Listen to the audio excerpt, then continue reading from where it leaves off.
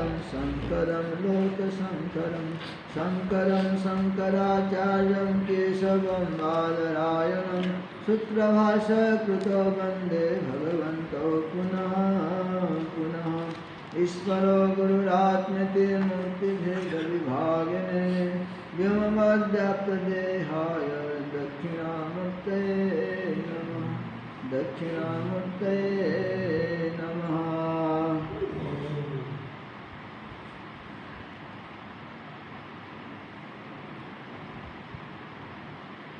प्रश्न महाराज जी, एक समस्या और है, अनुमति निवेदन करो महाराज जी, उसे भी कह डालो।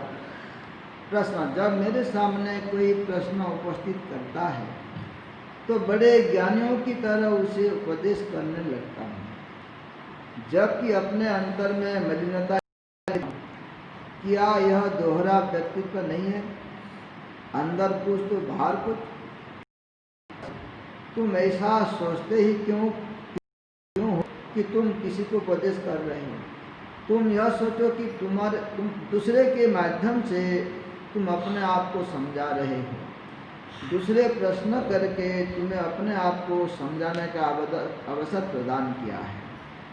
जो समस्या प्रश्नकर्ता तुम्हारे समक्ष प्रस्तुत करता है, वही समस्या यदि तुम्हारे अंदर में भी हो तो तुम ही वक्ता और तुम ही श्रोता। तुम्हारे पास यदि दूसरा कोई भी लाभ उठाने का प्रयत्न करता है तो इसमें तुम्हें क्या आपत्ति हो सकती है? प्रश्न, यह बात तो मुझे अभी ही नहीं थी। अब तो ऐसे प्रतीत होता है कि मैं यथार्थ मार्ग से स्वयं ही भटक रहा था। महाराज जी, वही वक्तृत्व का मार्ग है। जब तक वक्ता स्वयं पर अपने अवगुणों को सामने करके नहीं बोलता, उसमें मिथ्याभिमान बढ़ता रहता है। अपने दोष सामने होने पर वक्ता श्रोता दोनों लाभान्वित होते हैं। तो कल को बात लेकर के गुरु महाराज ने प्रश्न किया कि महाराज, मेरे मन में एक शंका है। जब कोई मुझे प्रश्न पूछता है, मैं उसको ज्ञानी की तरह उत्तर देता हूँ कि मैं बहुत बड़ा ज्ञानी हूँ, इसको कुछ समझता नहीं है। तो मेरे अंदर तो इतने अज्ञान है, अंधकार है, और बाहर से मैं बहुत बड़ा ज्ञानी बनता हूँ, उपदेश करता हूँ। तो क्या ये दोहरा व्यक्तित्व नहीं है? भाई, अंदर कुछ और बाहर कुछ। अध्यात्म में शास्त्र कहता है, मनस्य का वचस्य का कर्मण्य का महात्मा। जो भी महात्मा हो गए हैं इस भारत भूमि पर, उनका मन वचन और कर्म एक हुआ है। मन वचन कर्म अर्थात मन में जो सोचते हैं वाणी से बोलते हैं, और वाणी से जो बोलते हैं वैसे करते हैं, जिसको कहते हैं कथनी करनी एक होना चाहिए। तो गुरु महाराज जी कह रहे, महाराज मेरे अंदर बहुत सारे अवगुण है, मलिनता है, लेकिन बाहर से मैं अपने आप को ज्ञानी की तरह पेश करता हूँ, लोगों को उपदेश करता हूँ। तो बड़े महाराज जी जो कहते हैं, देखो तुम ऐसा सोचते ही क्यों हो कि तुम किसी को उपदेश कर रहे हो? तुम सोचो कि दूसरे के माध्यम से तुम अपने आप को समझा रहे हो। बोलता है, तुम ऐसा मत सोचना कि तुम किसी को उपदेश कर रहे हो, दूसरे के माध्यम से तुम अपने आप को समझा रहे हो। कई महाराज ने प्रवचन में भी कहा है कि जो संत है, महापुरुष है, समाज के लोगों को समझाते हैं। तो वहाँ बताया है कि समाज के लोग समझते या नहीं समझते हैं, मानते या नहीं मानते, बात अलग है। समाज के माध्यम से वो अपने आप को समझा रहे हैं। समाज को उन्होंने एक माध्यम बना करके अपने आप को समझा रहे हैं। जैसे कह रहे, भैया तुम अपने आप को बड़ा ज्ञानी क्यों मानते हो? तुम्हें प्रश्न क्या है, तुम उसको जो समझा रहे हो, ये मन में नहीं रखना कि तुम कर रहे हो।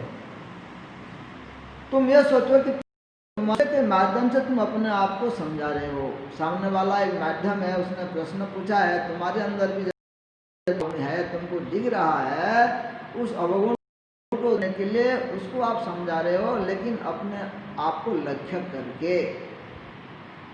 दूसरे ने प्रश्न करके तुम्हें अपने आप को समझाने का अवसर क्या है।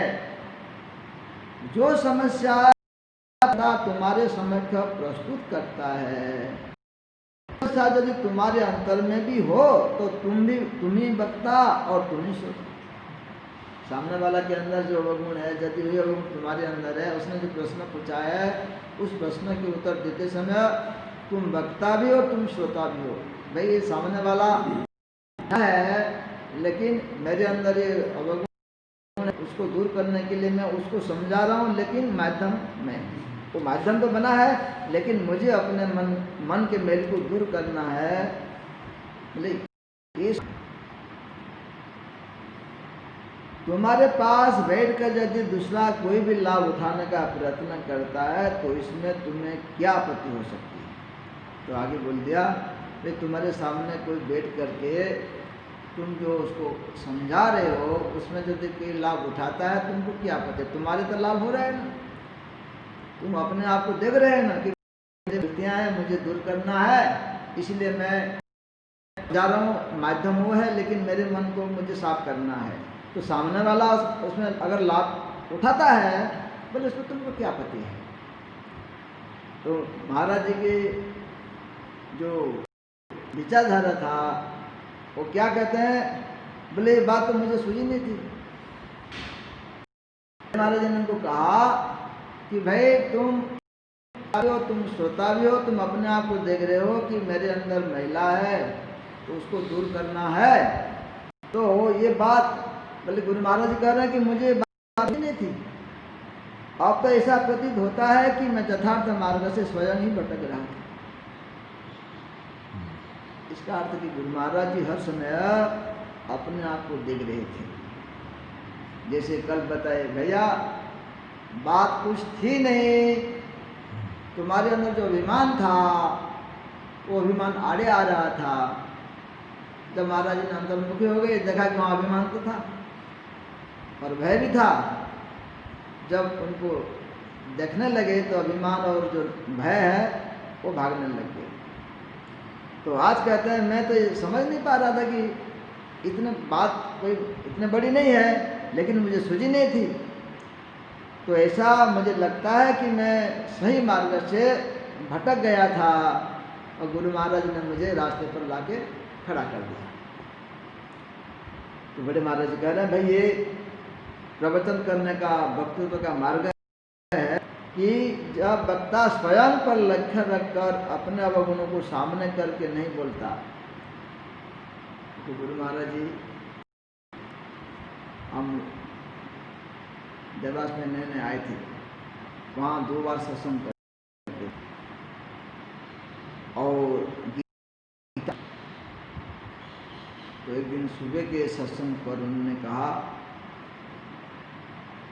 देखो भाई धृतराष्ट्र था वो महान था, उसके अंदर मोह था। पुत्र के प्रति तो मोह था ही, लेकिन उसके अंदर जो मोह था उसमें अंधा था। तो उसमें मोह था और मेरे अंदर भी मोह है। आप लोगों के अंदर मोह मुझे पता नहीं, लेकिन मेरे अंदर मोह है। आज ही इतने लोगों के सामने जबकि गुरु महाराज के अंदर कोई मोह आसक्ति की बात नहीं है, लेकिन ये जो कह रहे हैं कि अपने अंदर यदि अवगुण है उसको लक्ष्य करके हम कहते हैं तो हम सही जा रहे हैं, अपने अवगुण को छिपा नहीं रहे हैं। यदि हम अपने अवगुण को छिपाते हैं तो फिर अवगुण तो अंदर बढ़ता चला जाएगा।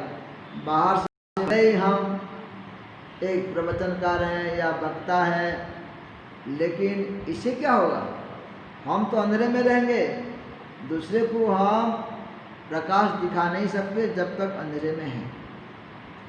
इसलिए बड़े महाराज जी कह रहे हैं जब तक वक्ता स्वयं पर लक्ष्य रखकर अपने अवगुण को सामने करके नहीं बोलता उसमें मिथ्याभिमान बढ़ता रहता है, अर्थात अपने दोष को वो छिपा रहा है।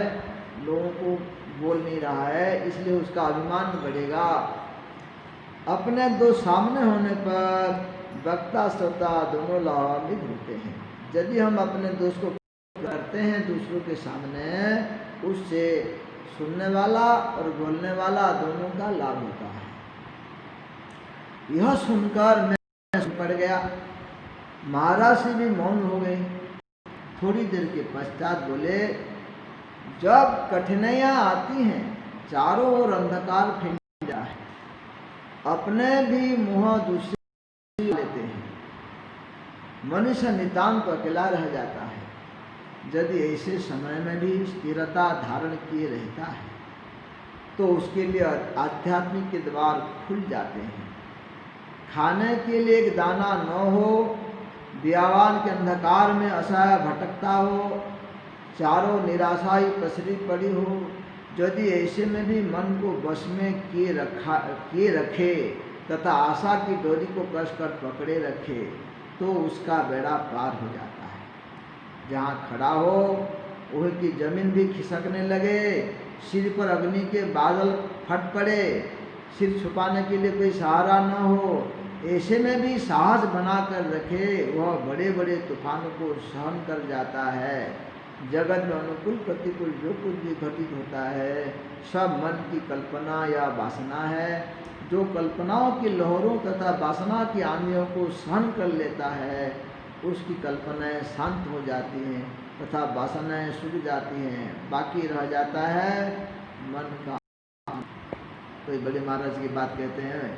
ये सब बात चर्चा होने के बाद गुरु महाराज थोड़ा सोच में पड़ गए, तो बड़े महाराज जी हो गए और थोड़ी देर के बाद उन्होंने कहा, तो अध्यात्म पर चलना है तो ऐसी परिस्थिति आने पर भी कैसा कि चारों अंधकार फैला है और अपने भी मुँह दूसरी ओर घुमा लेते हैं। अर्थात जिसको हम अपना माना है, जिसको हम अपना व्यक्ति कहते हैं, जिनके हमको सहारा मिल रहा है, जिनका जो अपना मानते हैं, वो भी मुंह फिरा लेते हैं। जगत का रीत है। इसलिए गुरु महाराज ने भजन में कहा ना, तीर्थ शिवम जगह है धोखा। जगत क्या है? एक धोखा है। अर्थात जिसको हम अपना मानते हैं, एक दिन वो अपना मुंह घुमा लेता है, दूसरी ओर कर लेता है, तो धोखा नहीं तो क्या है। तो जो अपना आदमी मुंह घुमा लेता है, मनुष्य बिल्कुल अकेला हो जाता है। और उसी समय पर यदि वो स्थिरता को धारण करके रहता है, स्थिरता को धारण करके अर्थात उसका मन को स्थिर करके रख पाता है, मन उद्विग्न नहीं हो जाता है, वो डर नहीं जाता है कि अरे मेरा क्या होगा। ऐसा व्यक्ति के बोलते हैं अध्यात्म के खुल जाते हैं। खाने के लिए दाना नहीं है, अंधकार में व्यावान, जहाँ कुछ नहीं है, ऐसे जगह पर वो असहाय भटक रहा है, चारों ओर निराशा है। और ऐसे में भी जिसने अपने मन को बस में रखा है, आशा की डोर के रखा है कि बस प्रभु एक सहारा है, एक न एक दिन दर्शन देंगे, तो उसका बेड़ा पार हो जाता है। इस कब हम कर पाएंगे? जब हमारा मन अपने हाथ में होगा। जब तक हमारा मन अपने हाथ में नहीं होगा, मन स्थिर नहीं होगा, तब तो एक सब कर पाना कठिन है। क्योंकि थोड़े समय हमारा मन उद्विग्न हो जाता है, हम अपने आप को असहाय अनुभव करते हैं, तो ये अध्यात्म के अंदर प्रवेश करना मुश्किल है। मतलब जगत में अनुकूल प्रतिकूल तो सब घटित होता रहता है। इस द्वंद्व से अपने आप को स्थिर करके रखा है। आगे चल के उसकी जो वासना है, इच्छा है, कामना है, सब शांत हो जाते हैं और उसके लिए केवल आनंद ही बच जाता है। जगत में जो अनुकूल प्रतिकूल कुछ घटित होता है सब मन की कल्पना बोलते हैं। तो जो कल्पना की लहर और वासना की लहर है एक दिन समाप्त हो जाता है और बाकी रहे मन के आनंद। ये अध्यात्म की भारत में बातें तो करना बहुत अच्छा लगता है, जीवन में उतारना तो बहुत कठिन है। आगे का दोष वो लाइन बोलेंगे सर आगे प्रश्न करते हैं, किंतु लहरों तथा आंधियों से बचने का उपाय करना भाई जो लहर है, वासना की लहर है, कामना की लहर है, उससे बचने के लिए कुछ कर्तव्य तो करना चाहिए। महाराज से साधन बचने का उपाय करना नहीं, सहन करना है। बचने का नहीं, सहन करना है, ताकि जो इन लहरों तथा उद्गम है वह सूख जाए। देखो जब तक हमारे अंदर संस्कार हैं, वासना के संस्कार, लहरों के संस्कार हैं, तो वो तो उठेंगे ही। तो उससे यदि हम बचने का प्रयत्न करेंगे तो भी बच नहीं सकते। तो एक ही रास्ता है, उसको सहन करो। सहन अध्यात्म का सारी है। तो आगे और है श्री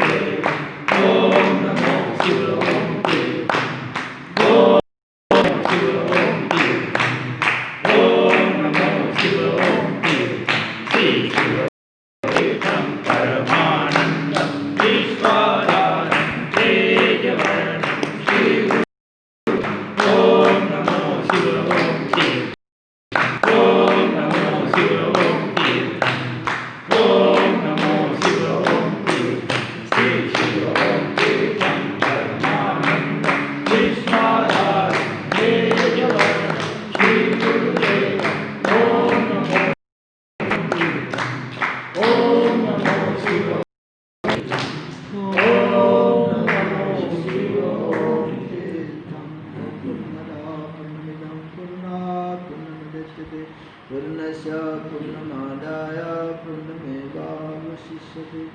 ओम शांति शांति शांति। श्री सद्गुरुनाथ महाराज की जय। अवधूत चिंतन श्री